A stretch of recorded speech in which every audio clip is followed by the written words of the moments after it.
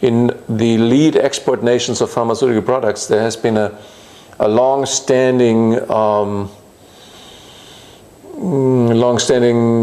connection between these corporate interests and government officials and regulatory agencies, and etc., etc. Take, for example, Germany. The entire German nation after World War II was called West Germany, was created around the chemical pharmaceutical cartel, Bayer, BASF, Höchst. Several chancellors came directly from these companies and were promoted into the highest office, meaning the Chancellery of Germany. Like Helmut Kohl. Helmut Kohl was a lead person, and of course the people around him, Mr. Schäuble, Angela Merkel, are direct offsprings of Helmut Kohl's era. And all areas of German society have been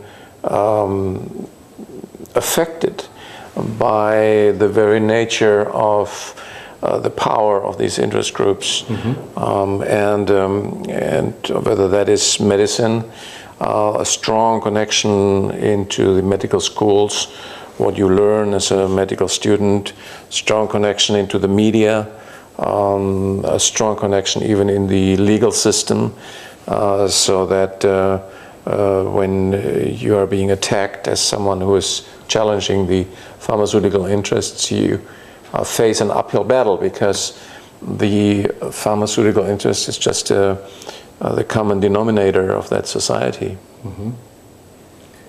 Good. Tell me, what do you say in your book? What is it about? Which book? The one with the United Europe. The Nazi roots of the Brussels EU. What is the connection between these big groups, pharmaceutical, with the politicians and the Nazis in the wars? Well, first, the people of the world were told about history that there was World War I, and it just happened. Some states, some kings or emperors at that time ended up in some rivalry, and suddenly there was war. Not so. This war was a war of conquest, organized, conceived, strategically planned by pharmaceutical and chemical cartel, namely Bayer, BASF, Höchst, who at that time had the lead in identifying new molecules, reproducing them, patenting them, owning them, and they wanted to export this model to other countries. Now, these other countries, they didn't want to be controlled by them, so they needed to organize a military adventure, military conquest of these countries. And now we understand that the World War I was nothing less than the first attempt of this new industry, the chemical, pharmaceutical concentration of power, to claim the domination of Europe and the world. And then this adventure ended in a defeat, luckily, at the price of millions of people dying. And the German emperor was sent into the exile, and the corporate interest continued and invested in the Nazis. And Bayer, BASF, Höchst, by that time they had formed the IG Farben cartel, became the largest supporter of the Nazis' rise to power. And at the end of World War II, after the defeat after 1945, there was even a specific trial where 24 managers of IG Farben were tried for the crimes they committed in Nuremberg. But that is just the backdrop of this book. What really triggered me to initiate this project was that we were able to find documents about the key architect of the Brussels EU. Unbeknown to most people, this was a gentleman by the name of Walter Hallstein. Walter Hallstein was a prominent lawyer in Nazi Germany. He was member of a delegation that was sent down by the Hitler regime to Rome to negotiate with the Mussolini lawyers about the future shape of Europe after they had conquered Europe. That was in June 1938, 1.5 years, or 14 months before they started World War II. They knew they would do this. They knew they would launch this war, and they started to think, how are they going to administer this conquered countries? What are the laws, the administrative regulations?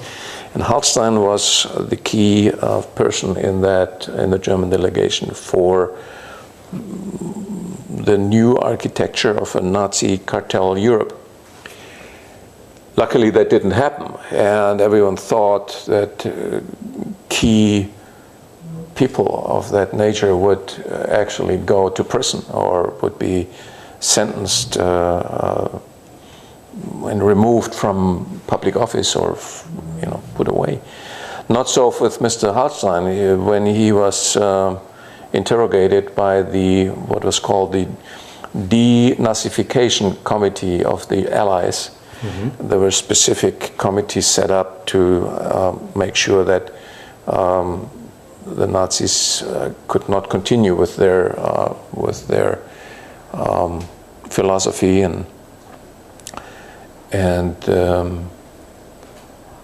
when he was interviewed, he lied to them. They had to sign a document indicating whether they were members of Nazi organizations and were promoting that philosophy and stuff like that. And we got hold of that document, and we saw that he was just outright lying. He was member of the most notorious professional organization of the Nazis, which was the Nazi Association of what they called protectors of the law. I mean, the Nazi law, you know. And he was a lead figure for the Nazi state in these negotiations.